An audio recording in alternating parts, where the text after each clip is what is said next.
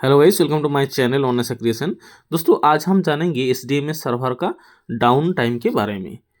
एसडीएमएस server कब से कब तक डाउन रहेगा और क्या क्या स्टेप्स आपको फॉलो करना होगा और क्या नहीं करना चाहिए, वो डिटेल में आज इस वीडियो में दिखाऊंगा। तो चलिए दोस्तों, वीडियो को स्टार्ट करते हैं। स्टार्ट करने से पहले आपसे रिक्वेस्ट है, आप वीडियो को एंड तक देखिए, स्किप मत कीजिए, ताकि आपको पूरा वीडियो समझ आए और आप अपनी आसानी से अपना डिस्ट्रीब्यूटरशिप चला सके। ठीक है, तो देखिए, मुख्य डाउन टाइम जो है शुक्रवार 24 जनवरी 2025 को रात 11 से शुरू होगा और सोमवार 27 जनवरी 2025 को सुबह 7 बजे तक रहेगा। ये है सर्वर डाउन टाइम का पीरियड्स। ओके, तो आपको 24 जनवरी 2025 रात 11 से 27 जनवरी सुबह 7 बजे तक सर्वर डाउन टाइम रहेगा। उस टाइम क्या क्या काम नहीं करेगा सिस्टम में और आपको क्या करना है, चलिए नेक्स्ट स्टेप्स में जान लेते हैं। नंबर 1, AC4 ERV स्वीकृति। एसडीएमएस में AC4 और ERV का स्वीकृति उपलब्ध नहीं होगी। हम केवल अनिश्चित चालानों के लिए SAP में मैनुअल ERV के लिए अवध बनाए रहेंगे। ठीक है, रखेंगे।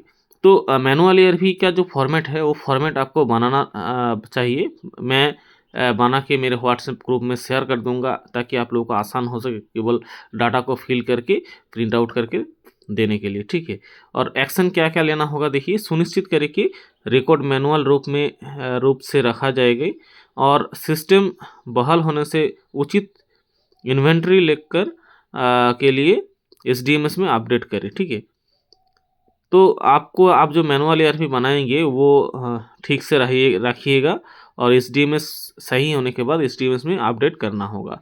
सुनिश्चित करें कि ट्रैकों में सिस्टम जो ट्रैक आपके पास आएगा वो सिस्टम कब तक अपग्रेड होगा, इसके लिए वेट मत कीजिए।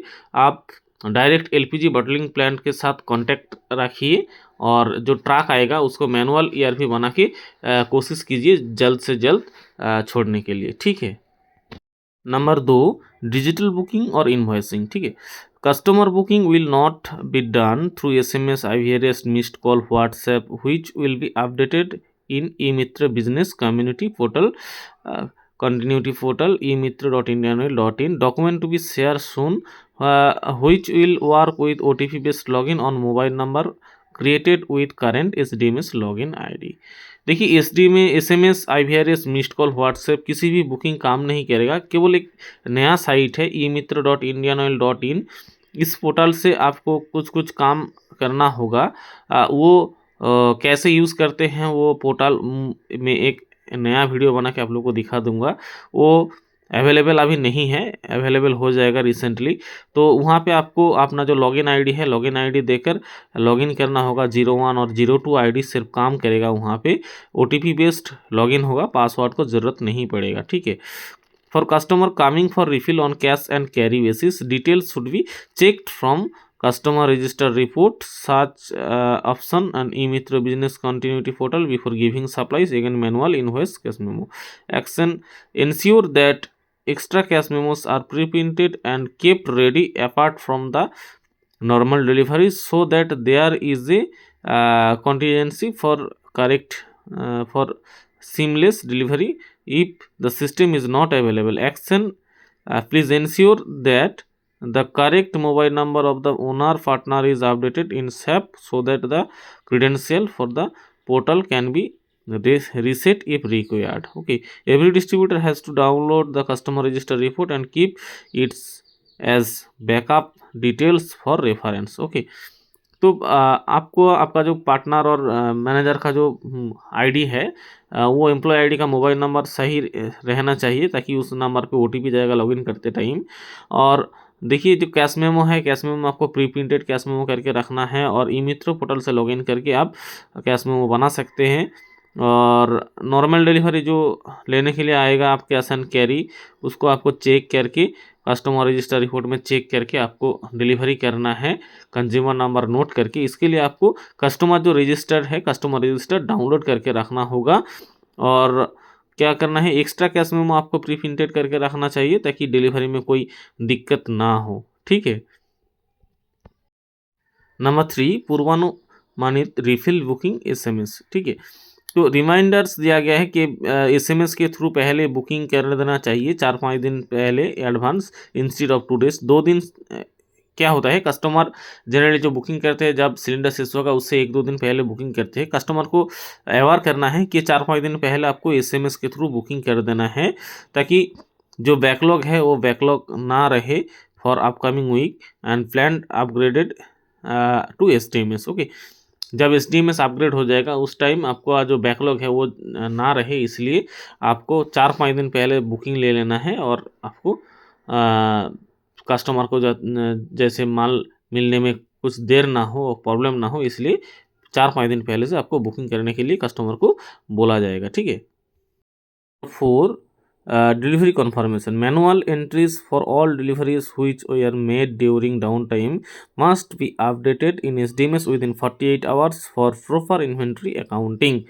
जब सर्वर अपग्रेड हो जाएगा तो आप क्या करना, मैनुअल एंट्री जो डिलीवरी कन्फर्मेशन का जो मैनुअल एंट्री रहेगा ऑल डिलीवरी के लिए से इसके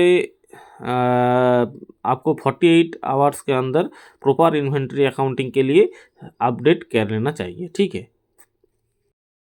Number 5, digital payment and DSC. Digital payments through BBPS portal, mobile app, WhatsApp and DSC functionalities will not be available. जितनी भी डिजिटल पेमेंट का साइट्स है, BBPS portal, mobile apps, WhatsApp, DSC, कुछ नहीं काम करेगा। आपको करना क्या है, एक्शन देखिए, manual entries for all deliveries made during the down time will be updated with an override option when the system is restored. देखिए डीएससी काम नहीं करेगा, इसलिए कंपनी बोल रही है कि ओवरराइड ऑप्शन आपको यूज़ करना होगा। जो मैनुअल एंट्री रहेगा उसको एसडीएमएस में अपडेट करना होगा कैश मेमो जनरेट करके। Any digital payment made by the customer prior to the system down time that are not reflecting the printed invoice will have to be adjusted manually when the system resumes. अगर किसी ने digital payment कर भी दिया तो वो printed cash memo में show नहीं करेगा। कस्टमर इन्फॉर्म करने के बाद वो मैनुअली एडजस्ट करना पड़ेगा आप लोगों को। ठीक है। Number 6, documentation for SBTV transfer request. Complete all pending documents for SBTV request and for request receipts on 25th to 26th January. Physically install, retrieve the device and inform customer that documents will be provided after 48 hours. Ensure documents are completed and confirm to customer to retrieve from DigiLocker or share digitally. Customer का जो pending documents है SBTV request, वो request 25-26 जनवरी तक आपको आप कर पाएंगे। उसके बाद आपको फिजिकली इंस्टॉल कर देना है और कस्टमर को डिजिटली जो उनका डॉक्यूमेंट्स है वो शेयर करके रखना चाहिए, ले लेना है। और 48 आवर्स तक जब सर्वर अपग्रेड हो जाएगा तब आप उसको SDMS में अपडेट कर देना है। ठीक है। Number 7, grievance redressal or customer complaint. All pending complaints will be resolved by 9 PM on 24th January to avoid delays due to upgradation for of the system.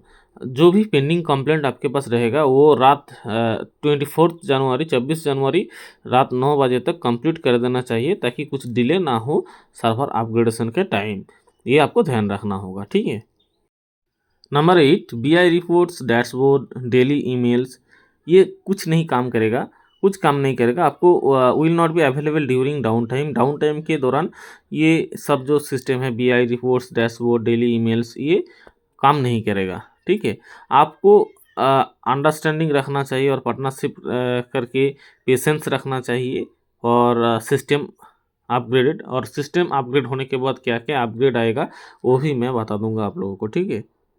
अब देखिए फाइनल एक्शन क्या क्या होगा वो देख लीजिए। SDMS 11 PM से Monday 7 AM तक, 24 जनवरी रात 11 से 27 जनवरी सुबह 7 AM तक नहीं चलेगा। ठीक है।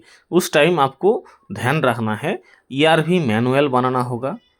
नंबर 2, डिजिटल बुकिंग दूसरे पोर्टल पे आएगी, वो आप लोग से बाद में शेयर कर दिया जाएगा, बट आपको कस्टमर रजिस्टर डाउनलोड करके रखना है। प्रिंट एडिशनल इनवॉइस आपको प्रिंट करके रखना है।